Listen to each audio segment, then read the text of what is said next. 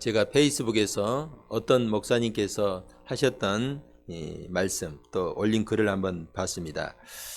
예전에 함께 부목사로 사역했던 어떤 목사님이 본인에게 전화를 했다는 것입니다.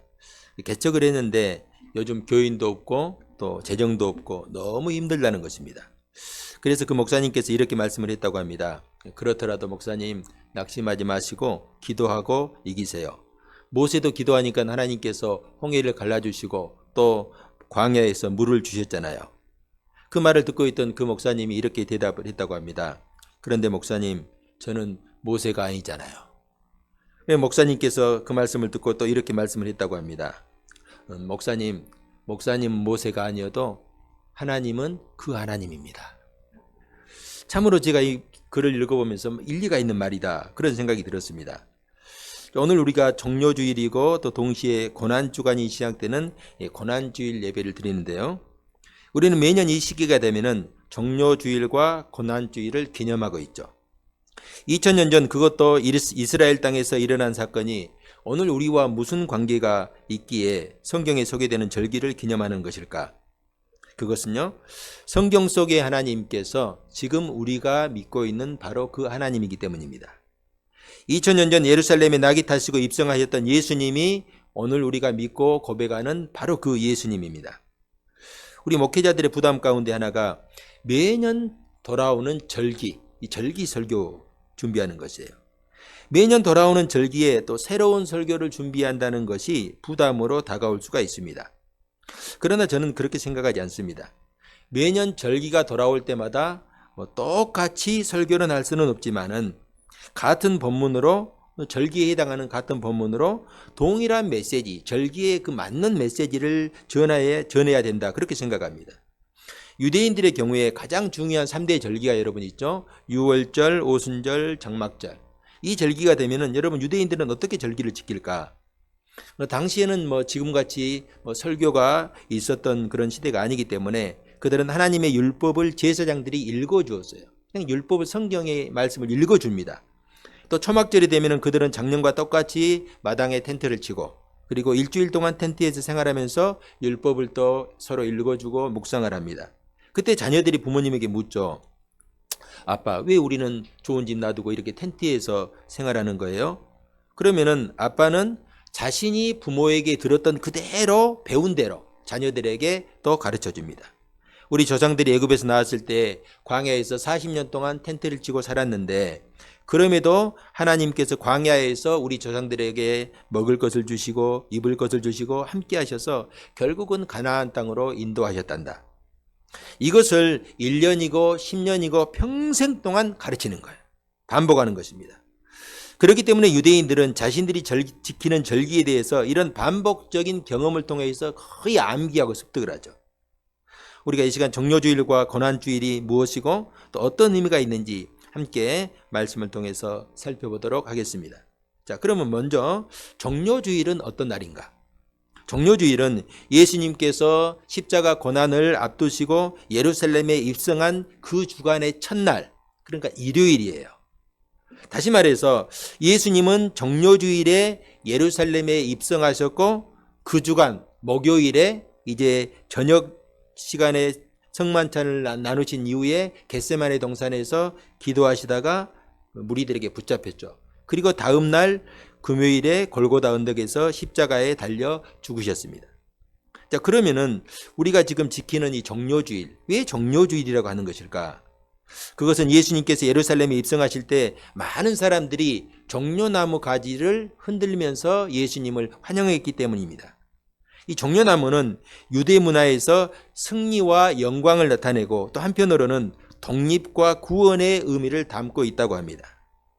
이들은 지금 예루살렘에 입성하시는 예수님이야말로 로마 제국의 손에서 우리 민족들을 구원할 메시아라고 믿고 있었던 것입니다. 또 이날을 정료주일이라고도 하고 또 호산나 주일이라고도 부르는데, 이것은 무리들이 예수님을 환영하면서 호산나 호산나 하고 외쳤기 때문에 호산나 주일이라고도 부릅니다.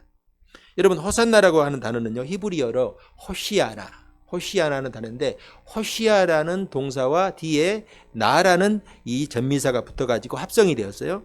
호시아라는 이 단어는요, 구원하다라는 동사고 뒤에 따라오는 전미사 나는 간청을 나타내는 감탄사로 제발, 지금, 속히라는 의미를 담고 있습니다. 이것을 그대로 직역하면은 제발 우리를 구원하소서, 지금 속히 구원하소서라는 간절한 마음을 담고 이제 외치는 그런 소리라고 할 수 있습니다. 종려나무 가지를 흔들면서 호산나 호산나 외치는 군중들의 외침은 이들의 간절한 열망이 그대로 담겨져 있다 할 수가 있습니다. 자, 그도 그럴 것이 예수님은 이미 3년간의 공생애를 통해서 수많은 이적과 기사를 행하심으로 위대한 하나님의 선지자 혹은 메시아가 아닌가 하는 기대를 갖기에 충분하였습니다. 예수님께서 제자들에게 이렇게 물은 적이 있어요. 사람들이 나를 누구라느냐? 마태복음에 보면요, 이르되 더러는 세례 요한, 더러는 엘리야, 어떤 이는 예레미야나 선지자 가운데 하나라고 합니다. 이렇게 고백합니다.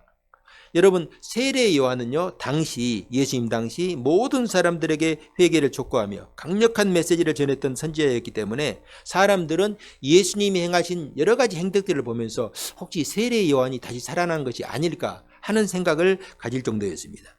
엘리야는 우리가 너무 잘 알고 있죠. 구약에서 가장 강력한 능력의 선지자, 불의 선지자라고 일컬어졌던 사람이고, 예레미야는 눈물의 선지자라고 일컬어지면서 백성들의 죄와 고통을 깊이 슬퍼했던 아주 위대한 선지자입니다.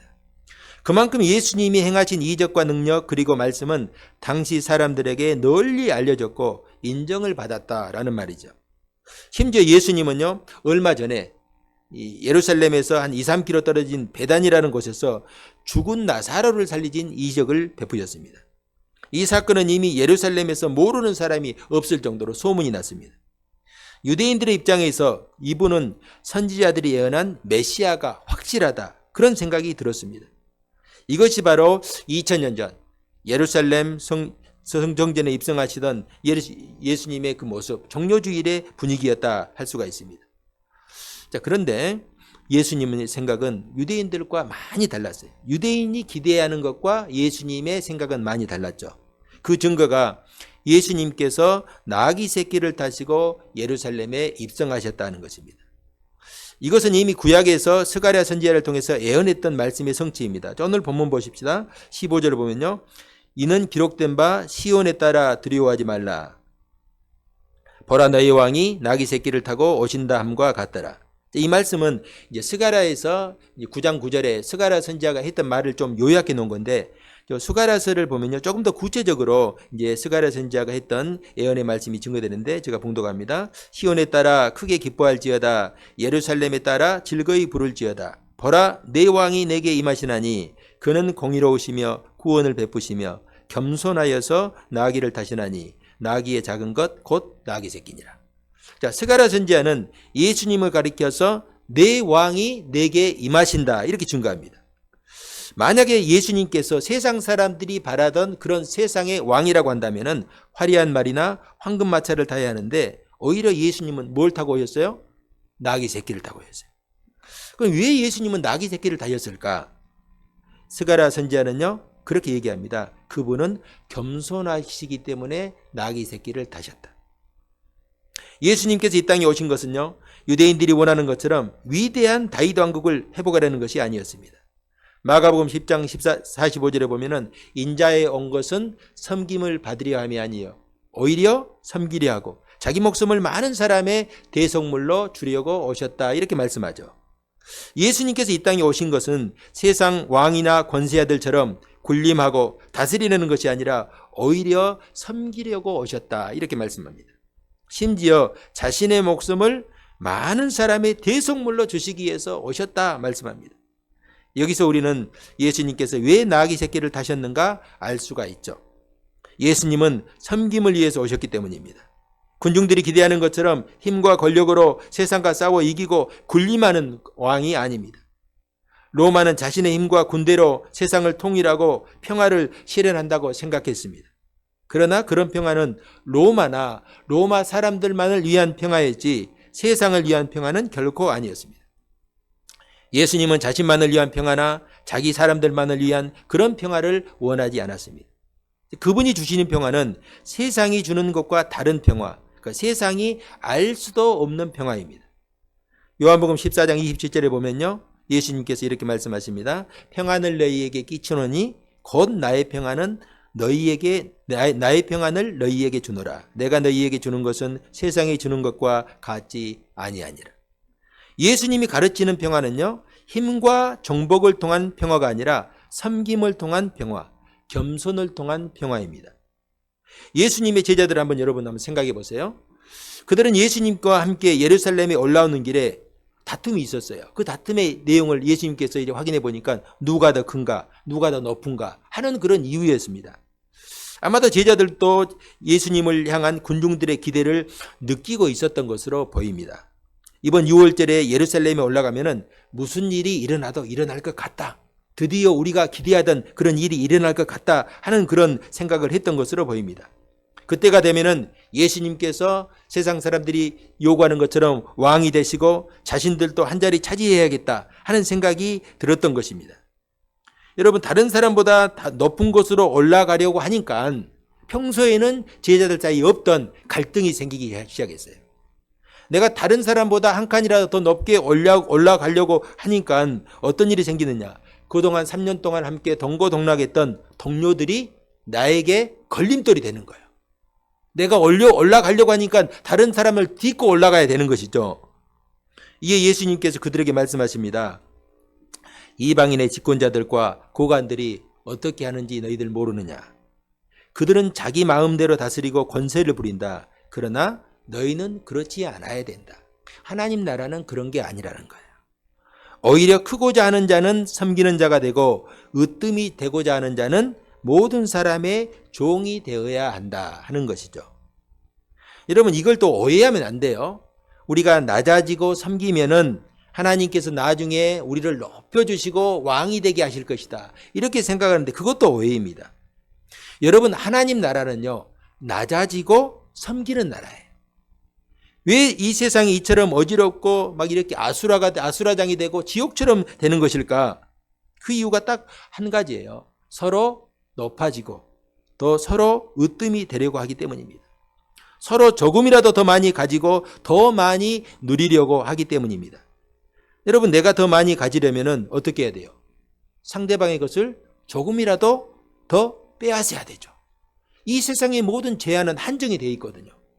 여러분, 가정에서 형제들이 서로 의좋게 같이 살다가 나중에 부모님이 돌아갈 때 되면은 그 재산 가지고 원수가 되는 그런 경우도 있잖아요. 왜 그렇습니까? 그 부모님이 물려준 재산을 조금이라도 더 가지려고 하니까 나에게 형제들이 걸림돌이 되는 것입니다. 그러니까 싸움이 되고 나중에는 원수가 되는 거예요. 그러나 내가 조금만 가지려고 하고 상대방을 더 높여주고 또 상대방이 다른 형제가 더 많이 가지려고 하면은 그게 원수가 되겠어요? 서로 사랑하며 천국이 되는 것이죠. 여러분, 그렇기 때문에 이런 마음을 가지고는 결코 천국을 이룰 수가 없어요. 만약에 이런 사람들이 가는 곳이 천국이라고 한다면은 아마 천국도 지옥으로 변할 것입니다. 그러나 하나님 나라는 그런 것이 아니죠. 하나님 나라는 낮은 자가 인정받는 나라, 섬기는 종이 최고로 인정받은 나라입니다. 여러분, 한번 잘 생각해 보세요. 내가 다른 사람 위에 올라가려고 할 때 내 마음에 평화가 옵니까? 아니면은 내 마음에 갈등과 고민이 옵니까? 내가 다른 사람보다 더 많이 가지려고 다른 사람 것을 움켜쥐었을 때 평화가 옵니까? 아니면 내가 가진 것을 놓고 베풀고 섬겼을 때 내 마음에 평화가 옵니까? 자, 나귀 새끼를 타시고 예루살렘에 입성하시는 예수님은 분명한 메시지를 선포하신 것입니다. 하나님 나라는 이런 나라다. 저는 우리 성도님들이 나귀 새끼를 타시고 입성하시는 예수님의 모습을 통해서 겸손의 왕, 섬김의 왕으로 오신 예수님을 배울 수 있기를 주님의 이름으로 축복합니다. 여러분, 고난주간 마지막 날 밤 주님은 제자들과 함께 만찬을 나누셨죠.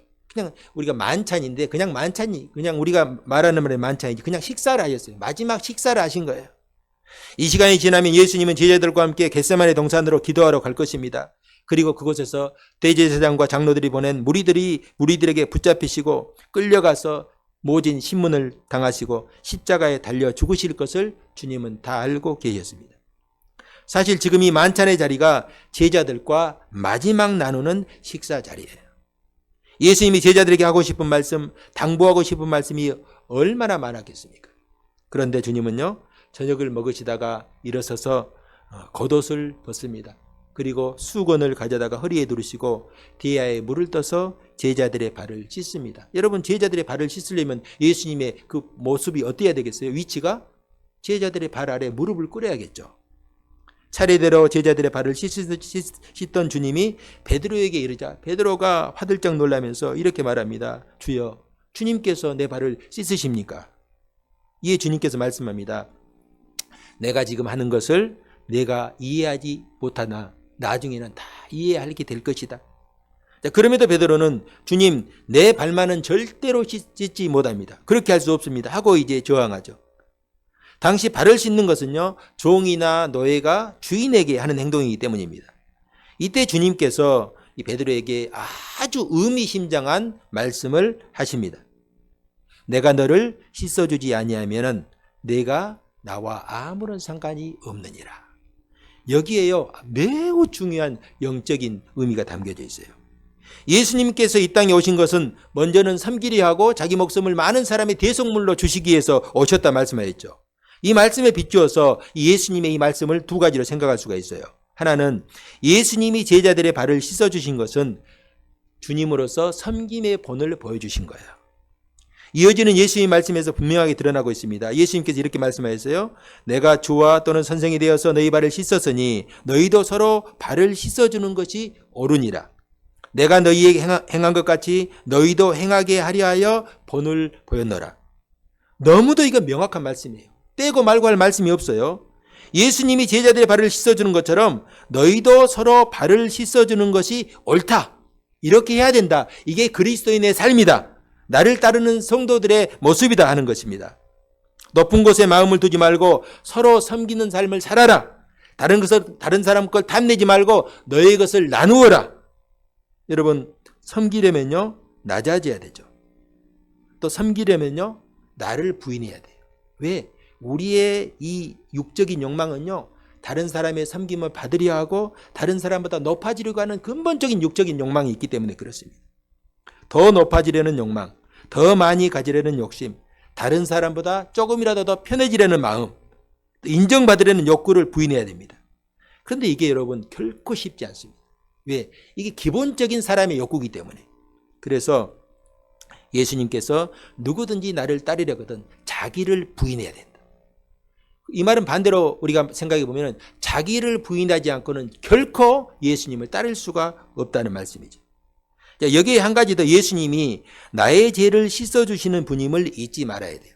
자, 예수님은 자신의 생명을 우리의 죄를 씻는 대속물로 주시기까지 섬기셨어요. 여러분, 섬김의 한계가 어디까지인지 가늠하게 하는 말씀입니다. 우리가 어떻게 내 모든 소유와 생명을 버리면서까지 섬김의 삶을 살 수 있겠습니까? 이 결코 불가능한 일이에요. 내 힘과 노력으로는 절대로 할 수 없는 일이죠. 그러나 주의 성령께서 함께 하시면 가능합니다. 예수님도 베드로에게 지금 내가 하는 행동, 내 행동이 너에 이해되지 않아도 이해될 때가 올 것이다 라고 말씀하신 이유가 여기 있어요. 오순절날 성령께서 그들에게 임하시자 주님의 말씀을 이해하게 되었고 주님이 가신 길을 깨닫게 되었어요. 당시는 이해할 수 없는 예수님의 행동이었지만은 성령께서 그들 가운데 임재하시고 역사하시자 그들이 예수님의 말씀을 깨닫고 자신도 모르는 사이에 예수님이 가신 길을 깨닫는 것이 따라가는 것입니다. 깨닫는 것으로 그치지 않고 제자들도 주님께서 가신 길을 다 따라갔죠. 오늘 우리 역시 마찬가지입니다. 우리 형식적으로만 정료주일과 고난주일을 기념해서는 안 돼요. 막 치장하고 데코레이션하고 하면서 막 정료주일, 고난주일 기념하는 거 좋습니다. 그러나 거기서 그쳐버리면요, 회칠한 무덤이 되는 거예요. 우리는 주님께서 가신 길을 따라가는 주님의 제자예요. 여러분, 제자라는 단어는요, 헬라어로 마데테스라는 단어거든요. 제자는요, 배우고 선생님이 가신 길을 그대로 따라가는 게 제자예요. 또 그래서 예수님은, 성경은 우리에게 그리스도인이라고 하잖아요. 그리스도인, 주님께서 가신 길을 그대로 본받아 따라가는 사람. 오늘 우리가 가야 할 길은 너무도 명확하죠. 이게 뭐 따지고 자시고 할 게 없어요. 명확하게 우리에게 주신 말씀입니다. 사랑하는 성도 여러분, 정료주일과 고난주일을 보내면서 낙이 타신 예수님을 기억하시기 바랍니다. 제자들의 발을 직접 씻어주시고 섬김의 본을 보이신 주님을 우리가 배울 수 있기를 바랍니다. 입술로만 우리가 주여 주여 하는 것이 아니라 우리 육신의 욕망을 날마다 부인하고 죽여야 돼요. 그래야 해서 더 낮아지고 더 겸손하고 더 섬기려는, 더 베풀려는 이 주님의 마음을 우리가 함께 품을 수 있기를 주님의 이름으로 부탁드립니다. 우리가 이 한 주간도 최후의 순간까지 섬김의 삶을 사셨던 주님처럼 우리가 더 낮아지고 더 섬기는 복된 삶을 살아갈 수 있기를 주님의 이름으로 축복합니다.